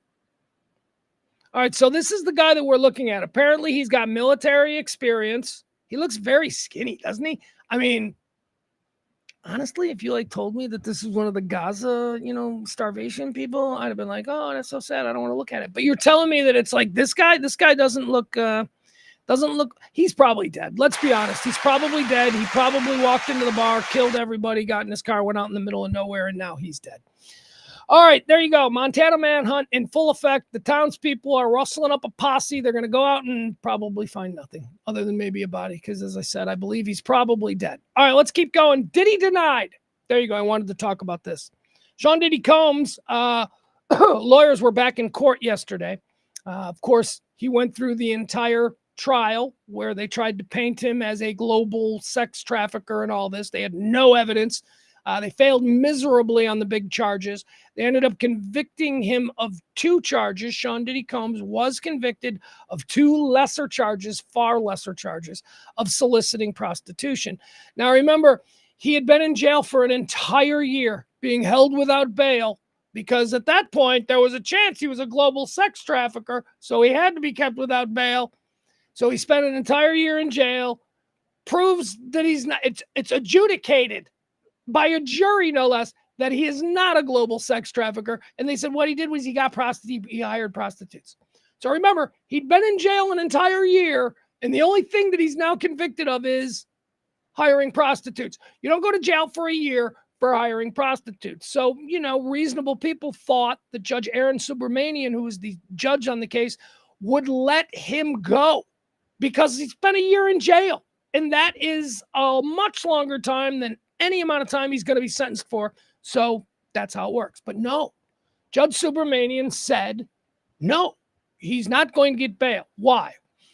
Because this whole trial, Diddy's defense team was almost happy to discuss how violent he is with women and happy to discuss how he knocked around Cassie and they were happy to do this, or I shouldn't say happy. The defense team for Diddy discussed these things during the trial so often and so openly because they weren't being charged with those. Yet they still admitted that their client knocked around girls and did all this stuff. So when it came time for him to be freed, Judge Aaron Subramanian shocked the world when he said, no, you guys have just spent 3 months talking about how, he's got a bad temper and sometimes he flies off and, I am not going to release him. He will stay remanded to custody until his sentencing. Sentencing is coming in October 3rd. So something new has popped up. And you may remember, or maybe you don't. I mean, if you were paying attention to the Diddy or Didn't He, I talked a lot about one of the witnesses who fell off the face of the earth. The day before the trial was supposed to start, one of the victims or persons accusing him of raping her and all that, another protege, if you will, known as victim number 3, disappeared. They disappeared the day before court started.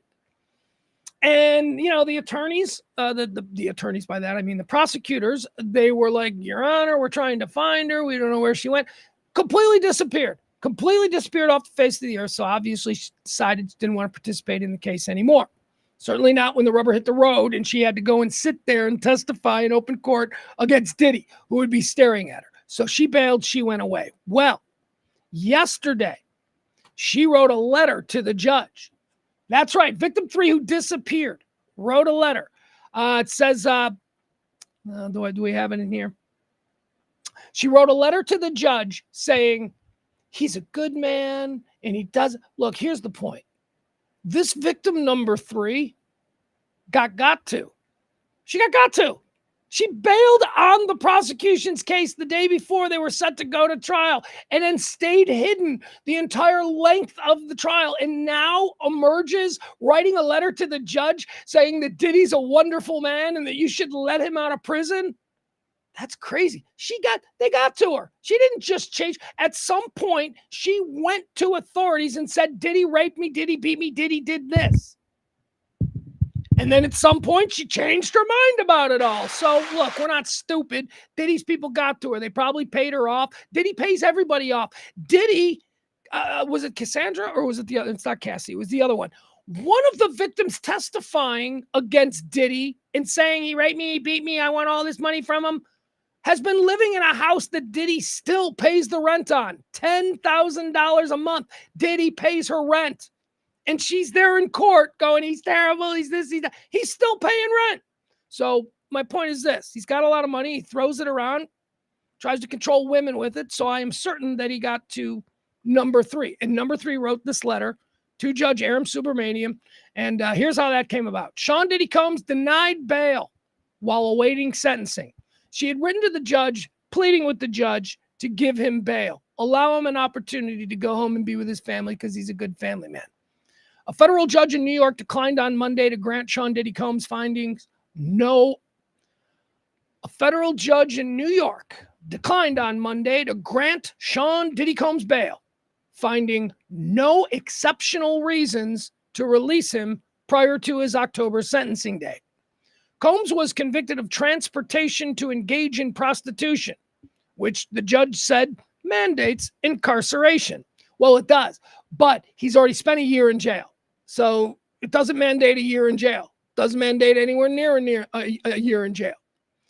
His sentencing is set for October 3rd. Judge Aaron Subramanian said that Combs remains a risk of flight and a danger to the community. See, that's the danger to the community thing that he threw down on them when they asked for bail.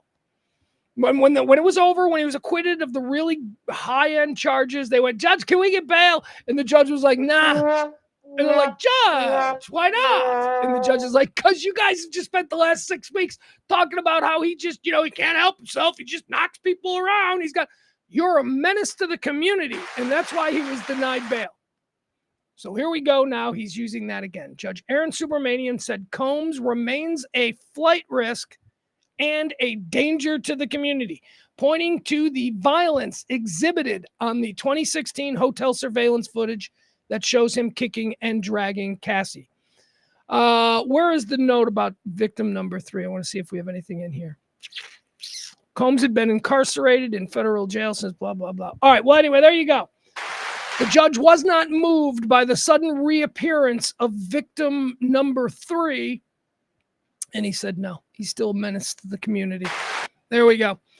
What else do we want to talk about here? All right, how about this? You guys know about Pam Anderson and Liam Neeson? Is this a thing? They're both in this movie, right? They're both in the Naked Gun movie, which I have no interest. I don't have any interest in seeing that. I'm sorry. I mean, I get it. Liam Neeson's probably funny, right? Leslie Nielsen was funny. But Leslie Nielsen wasn't known as a funny guy until he started doing funny guy things. In fact, he was only cast in the funny guy movie because he was such a straight deadpan actor. He wasn't a comedian. And Leslie Nielsen would enjoy an incredible third act in his life and in his career, being this incredibly beloved comedian. So maybe that's what Liam Neeson's going to do now. Is Liam Neeson going to spend the next 20 years of his acting career making Naked Gun sequels where he's now to entirely new generations, not going to be the scary guy who's like, where's my daughter? But now he's going to be like Frank Drebin.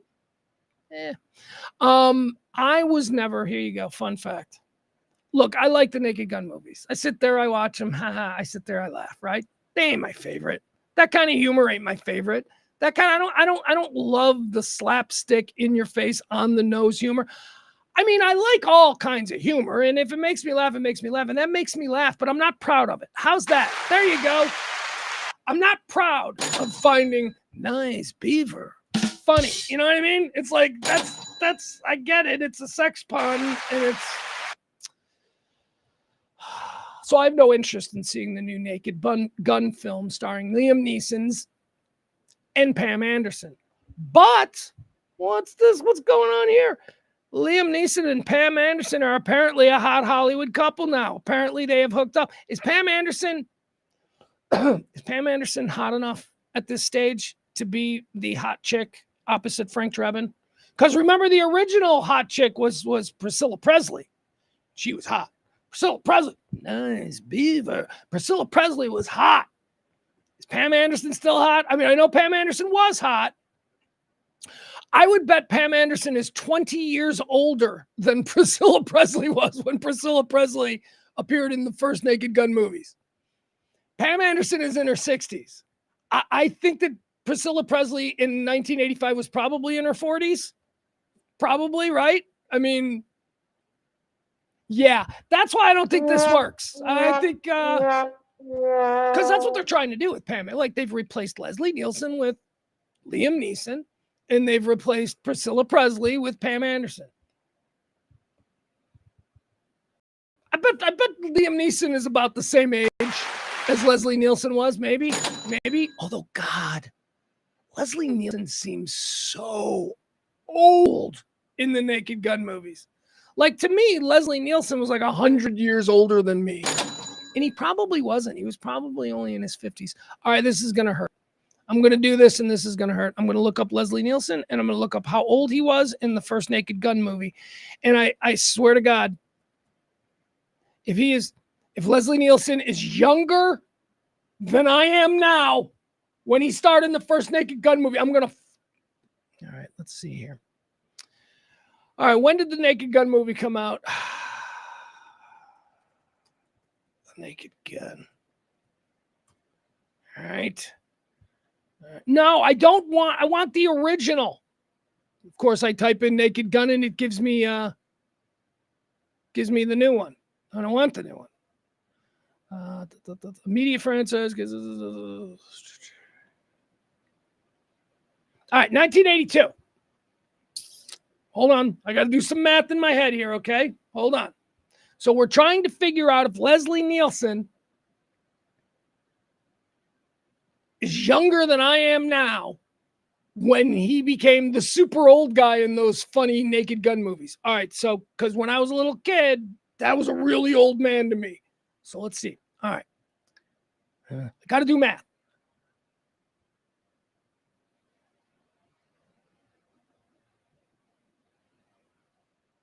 Holy fuck. Holy fuck.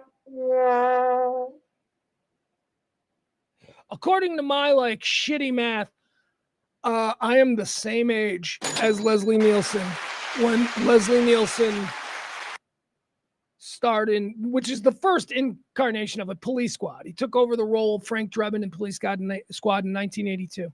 He's my age.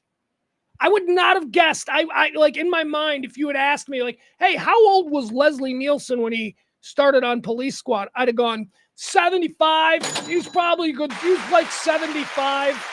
No, that's just how old we look. And by we, I mean us Gen Xers and aging millennials. I look in the mirror every day and I think I'm 25. I still feel, how weird is that? You guys know what I'm talking about, right? Like, I look in the mirror and I'm like, what did you do to that 25-year-old? Like, inside my head, I feel like I'm still engaged. I feel like I still have things to do. And then I look at my body and I'm like, oh my God, the hell happened? which, oh, by the way, so I was telling you the story about my kid getting workouts from Anthony Dorsett Jr. and all that, and how proud I am of my kid for work. So we were all out at the lake. It was me, E, and AD, and our three boys, AD's boy, E's boy, and my boy. So we were all out at the lake on Sunday. And Anthony's only like 3 years younger than me. And he's like on the boat, and he's got his shirt off, and he is rocked out. He doesn't have like an ounce of fat on him. He is just an absolute. And I'm like, fuck, dude, you're only 3 years younger than me. I could have never looked like that 3 years ago. But in my head, I still think I'm 25. All right. Anyway, I wanted to get into the Liam Neeson and Pamela Anderson thing, and they're dating, and we should be happy for them. Or how about this? Not give a shit at all. Who cares? What else do we have here? Al says he dresses 30. I don't know how I dress. Like, there are clothes that I'm naturally drawn to certain clothes, but I know that they're like old person clothes. Like, so, I mean, I don't know. I've recently started wearing flamboyant shoes. I was never a flamboyant shoe guy. Like, I was always, a pair of normal Nikes. Maybe my favorite shoe brand is Puma. So it would always just be like a regular standard color, 2-color tone Puma. White and blue were always my favorite. Just white Pumas with the blue Puma slacks. I love that. I love my black Adidas. They're just black gym shoes with 3 little stripes. But recently, because I don't know, apparently this is what younger people do. I've been wearing more flamboyant shoes. I have a pair of Tony the Tiger Kellogg limited edition Puma shoes. I do. And I wear like normal clothes, right? But except my shoes are crazy. My shoes are nuts. They're like, what's going on with those shoes? I'm like, they're Tony the Tiger limited edition Kellogg. Thank you, thrift store. Yeah, I found those at the thrift store. Al wears checkered Vans. I never wore Vans. I was never a skateboarder or much of a BMXer, although I had BMX bikes, but yeah, I wasn't like into the whole culture of it. So I never wore Vans. People did wear Vans. In high school, I wore wrestling shoes. I wore wrestling shoes all the time. I still love wrestling shoes. They're the most comfortable shoes. They fit your foot. They're like isotoner gloves for your feet. I just love them. I also have weak ankles, and somehow I convinced myself that wrestling shoes were better for my weak ankles. Adam says, I'm about to start weight training finally after nearly 2 years of weight loss. So hopefully I can be ripped like AD is when I'm 53. Hey, there's the goal. Adam, don't send unattainable goals, because with all due respect, I think he also comes from a superior genetic line than you and me, at least physically, at least. We're just going to have to write that one off, pal. I don't think we're ever going to have that. Let's see. What else? I got some other things I want to get into. Don't know what I'm wasting all our time here for. For such a desperate show, and this is a desperate, end of the month, we need tip show. For such a desperate show, you'd think I'd put something together a little better. You'd think that I would be like a little bit, this is so shoddy. I apologize. Friday Night Lights. Let's get into some TV stuff. All right, here we go. Friday Night Lights is being rebooted by Peacock. Peacock knows what Peacock's like.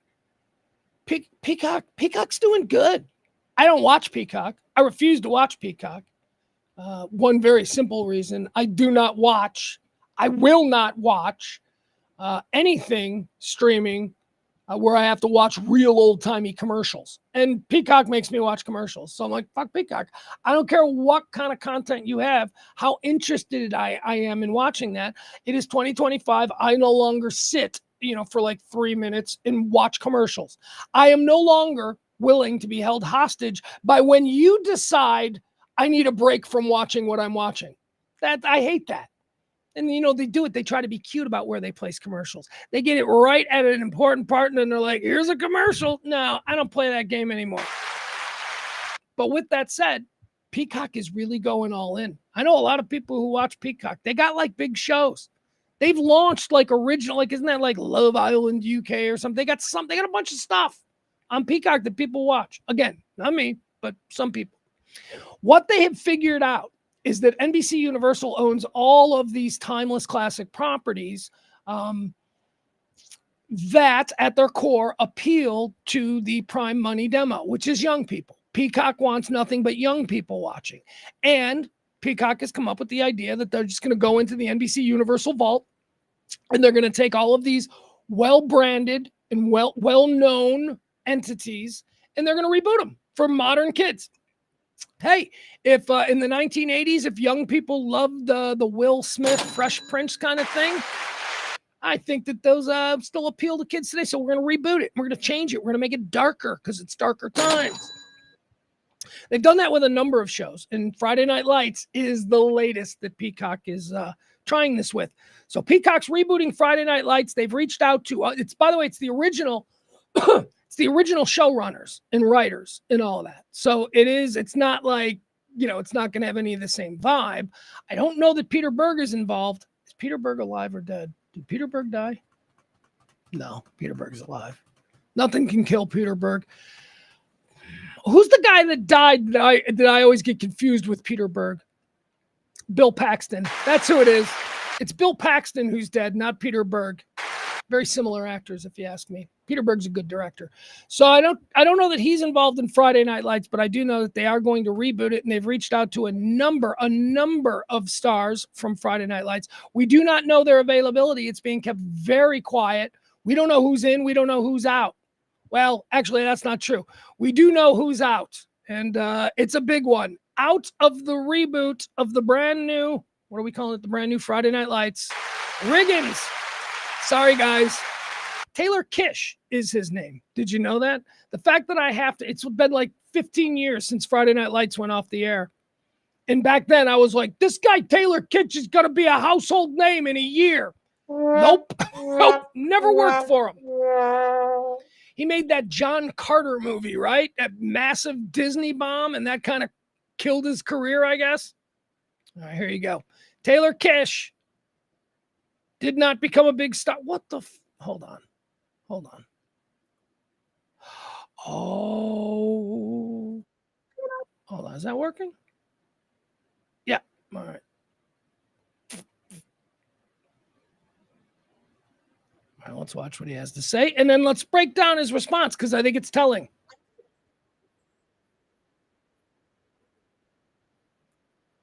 Fuck! All right, I'm sorry, guys. Hold on. It's the wrong one. I got two fucking windows open. I'm talking about the creative exact team. same goddamn thing. All right, is that working now? I think it is. The original Friday Night Lights is coming together with Peacock. Dems. Yeah, for a new Friday Night Lights reboot. What, have you heard anything about it? Yes, I was asked to do it. All right, guys, I'm terribly sorry. We are having terrible internet connection here today. I can't even stream a simple fucking video today. It won't close. Now I'm frozen. Let's get rid of that.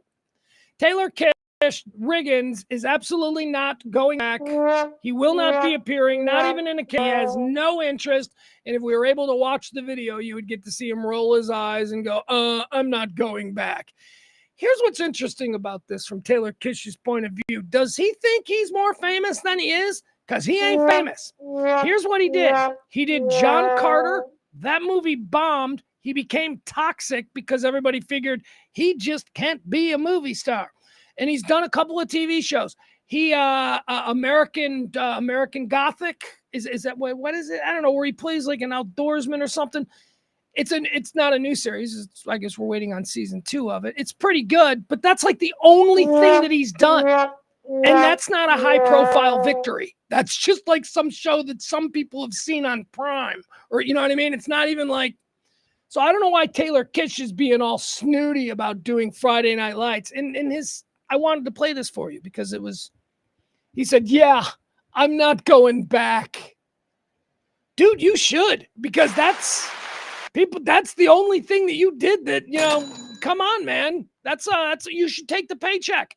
I don't know how much you're making doing these spare, and I don't mean spare in quality. I just mean spare in visibility. He does a bunch of stuff that nobody sees, and it's not even really good stuff. Like, if you're going to do stuff that nobody sees, then make sure it's art house critically acclaimed bullshit. But no, he doesn't. He's just like, you know what he is? Do you know what Taylor Kish is kind of becoming? A poor man's Jason Momoa. If there's an idea for a show that would be perfect for Jason Momoa and Jason Momoa can't do it, they seem to get Taylor Kish. That seems to be where his place is. But he's gonna scoreboard and be big time when asked if he's gonna participate in the Peacock reunion of Friday Night Lights. Get out of here, John Carter. Never forget you did John Carter. It bombed and it tanked your career. All right, I got a little bit more TV information for you. I wanted to give you this because I thought this was important to me. I have been waiting forever for the season 2 of Tulsa King. So I was just like kicking around. I'm like, when the is Tulsa King season 2 going to air? Is that Paramount? Yeah, I think that's like Paramount Plus. Isn't that the Paramount Plus? That's where it airs. On Paramount Plus, I believe. Guys, I'm sorry, the computer's just really working slow. So slow. I can't. So Tulsa King, starring Sylvester Stallone, debuted like 4 years ago. And it ran for one season, and everybody liked it. And then they never made another season, even though they kept saying season 2 is coming. So it's been forever. So I was looking around trying to find out, is there anything new on when Tulsa King season 2 starts? And I found something. I found a jackpot. I found this is another one of those Taylor Sheridan shows. You know, Mr. Yellowstone, you know, Taylor Sheridan, the Yellowstone guy who then did Yellowstone and then Yellowstone 2 and then whatever, and 1925 and 1843. You know, he's doing all of these shows. He's got a whole thing. Well, he also did Tulsa King. He's also cranking that shit out, which is really good. And he also did Landman. Landman with Billy Bob Thornton, which was, of course, last year's big breakout television dad porn show. And by dad porn, I mean shit dads like to watch. I mean, dads like to watch porn, but we can't watch porn because we're dads. So we watch shows that give us, you know, a similar excitement. And Landman certainly fits that bill. Not sexually, I just mean gets the juices flowing. A man's man show, Landman. So, so we got some dates here. So you're interested in knowing when Tulsa King will come back and when we can see season 2 of Billy Bob Thornton's Landman. Here it is. Taylor Sheridan's Landman will release season 2 a month later than previously stated. Which I got to be honest, this is not bad news for me because I did not know when it was previously stated that it was supposed to debut. It's not like I'm like, oh, it's going to be 4 months. And now they're saying, no, it's going to be 5.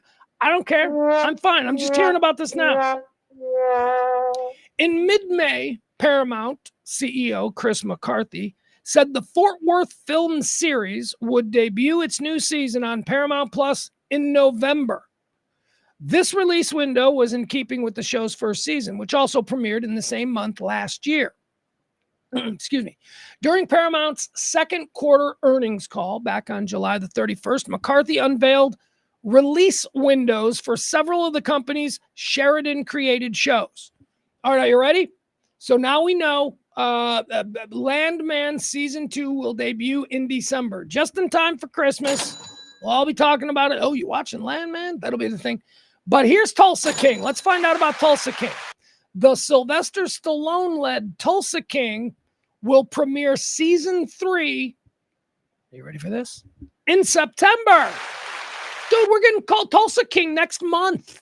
Next month, Season 2 of Stallone's really, really good TV show, Tulsa King, comes in September. I love that. I've been waiting like 4 years.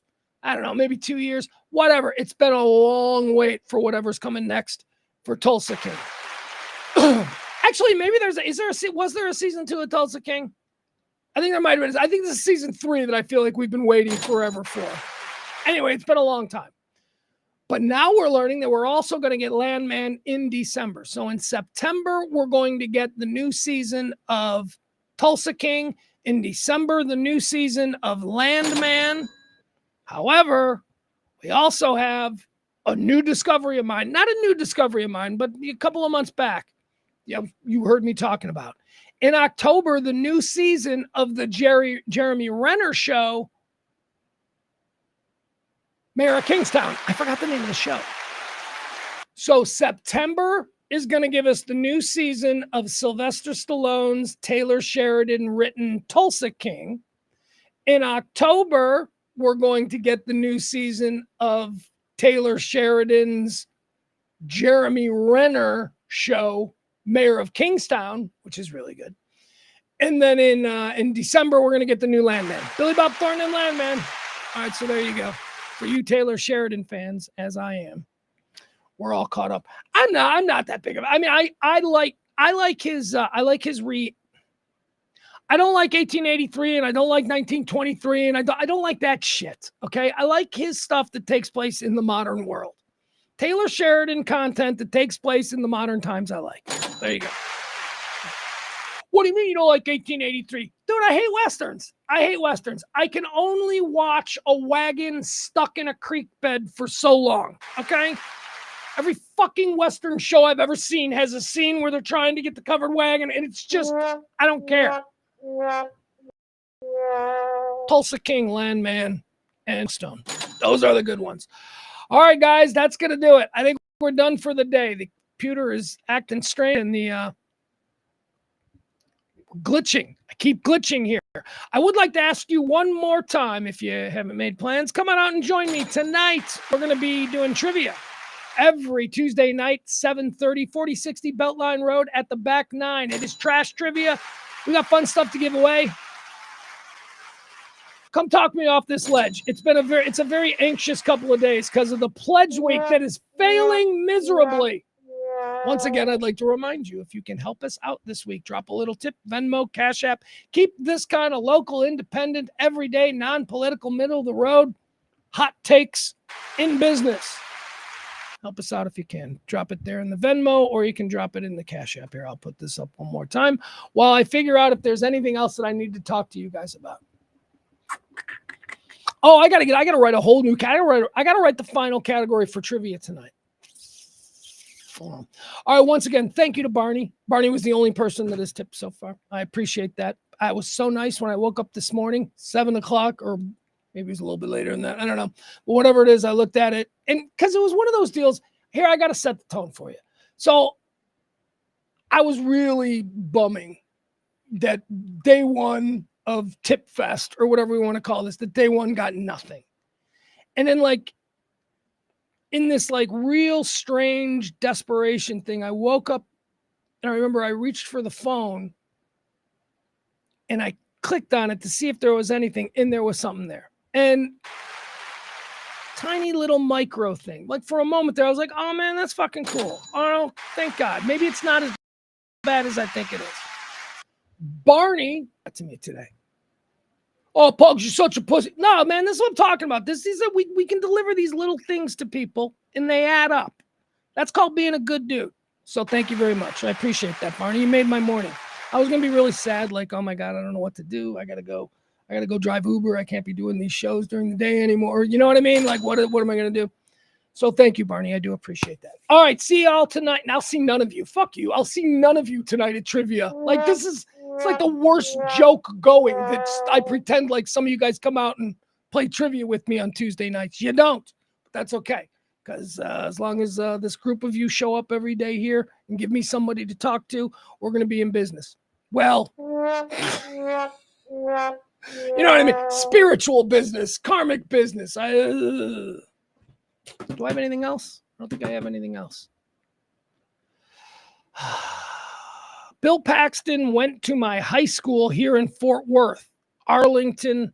Really? Bill Paxton's from Fort Worth, Al? I didn't know that. That's pretty cool. Were you like the same? You're much younger than Bill Paxton, aren't you, Al? I was like, yeah, Al's like 20 years younger than, maybe even more than that, than Bill Paxton.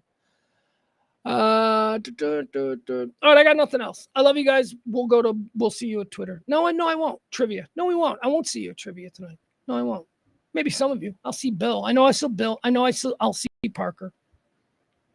And I know that I'll see Paul, and I know that I'll see a bunch of. By the way, there were two new people playing trivia last week. They came in, they were like, yeah, we'll come back next week. And I'm like, great. Because I love it when people organically discover the game and they're like, this is actually fun. I'm like, yeah, it is. But they might be chat room people who are, because a lot of times, people who I think I know, if I won't recognize you. So say something. Like if you're somebody who listens to this show and you come out and you play trivia, make sure that I know that you're from this show. I don't, not that I treat people differently, but that would mean something to me. So thank you. I would appreciate if you are from the chat room and you do listen to this and that's how you know about trivia, please make that known to me. I would appreciate that. That would make me feel good. Because the people that are coming out and playing trivia for the most part, the ones that aren't my good friends, those people are just people who are in that bar anyway. And they're like, oh, we do this every Tuesday now? Okay. All right, we're here. And those people have fun and those people play every week. But I want to make sure that, if you people making a nice extra effort because you heard about it here and you want to come out and play trivia, I want to make sure that I am registering that properly. All right. I'm done. I love you guys. We'll see you. Tip the show, please. Bye.